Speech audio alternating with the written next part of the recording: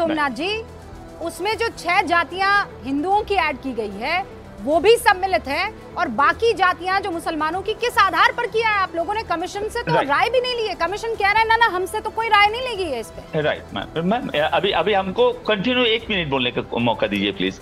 आपको मालूम है 34 ईयर्स यहाँ पर सीपीएम का राज था, और जाने से पहले सचा रिपोर्ट और रंगनाथ मिश्रा का रिपोर्ट देखिए। यहाँ पर मुस्लिम लोगों का हालत सबसे खराब था, इंडिया में सबसे खराब था मुस्लिम लोगों का। आपको मालूम है ओबीसी सर्टिफिकेट उनको ही दे जाते हैं जिनका सामाजिक, अर्थनैतिक और शिक्षा में पीछे है, उनको ही देना चाहते हैं। आप ये भी जानते हैं एक कमेटी जिसका चेयरमैन था one of the honest politician, not politician, one of the honest human also, Upendra विश्वास, जिन्होंने लालू प्रसाद यादव को भी जेल भेजा था, वो एज ए चेयरमैन इसको लीड किया था। और आप बोलिए ना मैम 2.7 करोड़ तो मुस्लिम है, उसमें से 5 लाख ही ओबीसी का सर्टिफिकेट मिला है। और ये प्रेम शुक्ला जी लोग ऐसे बोल रहे हैं जिस 2.7 करोड़ सबको मुस्लिम को ओबीसी सर्टिफिकेट दिया ममता बनर्जी ने। ऐसा नहीं है मैम, ऐसा नहीं है। सिर्फ 5 लाख, 2.7 से 5 लाख, सोमनाथ जी 2.7 से 5 लाख। कमीशन ने किस आधार पर, यही तो आपसे पूछ रहे, किस आधार पर? एक साहब आकर बोले 2 गाड़ियां हैं उनके पास, पर कहा जीना मेरा मुश्किल है, बहुत महंगाई आ गई है, मैं कुछ नहीं कर पा रहा हूं। उनके कहे अनुसार आप लोगों ने तय कर दिया। मापदंड पूछा गया कि किस आधार पर आपने ये तय किया है कि ये फला जो जाति है वो ओबीसी में जाने लायक है। कमीशन के पास कोई सीधा वो नहीं था, और उसके पन्ने मेरे पास है, मैं कोर्ट का पूरा ऑर्डर पढ़ के बैठी हुई हूँ।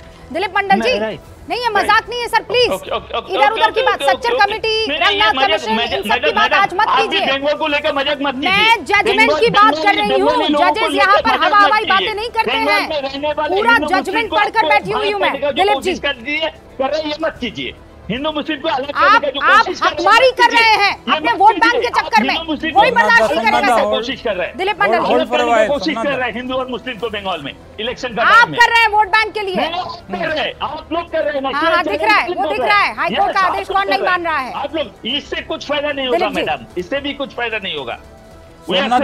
সোমনাথ দা শুনুন শুনুন শুনুন, যেটা হয়েছে না আসলে যে বাংলা কি হয়েছে জানেন? আন্ধ্রপ্রদেশে যে মুসলিম ভোটের দেওয়ার চেষ্টা হয়েছে মুসলিমদের রিজার্ভেশন, সেটা আসলে দেখেছে যে কোর্টে ওটা আটক হয়ে গেছে, ওটা হয়নি। That's why they tried to implement it in a clandestine manner through a bypass. मुस्लिम आरक्षण देना था and that reservation was given through OBC reservation, that's why a special category এটা হয়েছে আসলে, বুঝতে পারছেন? and you can't fool everybody like that। যা হয়েছে সেটা জানেন আপনি। दिलीप बाबू, आप ये जानते हैं कि no that is not the truth।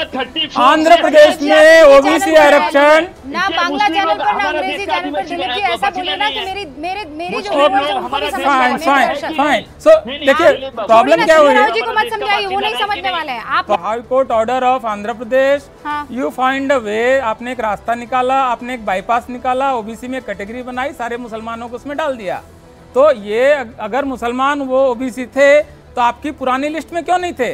ये अचानक से एक कैटेगरी क्रिएट की गई और उस कैटेगरी में आपने 75 मुस्लिमों को मुस्लिम जातियों को डालकर आपने एक सेपरेट कैटेगरी बना दी। तो ये मुस्लिम आरक्षण हुआ ना।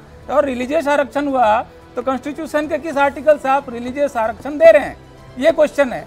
आपने धार्मिक आरक्षण देने की कोशिश की, आपने संविधान को नष्ट करने की कोशिश की, उसके खिलाफ हाईकोर्ट का ऑर्डर है, आप अपील कर सकते हैं, लेकिन जब तक अपील पर फैसला नहीं आता है तब तक हाई कोर्ट ऑर्डर स्टैंड्स।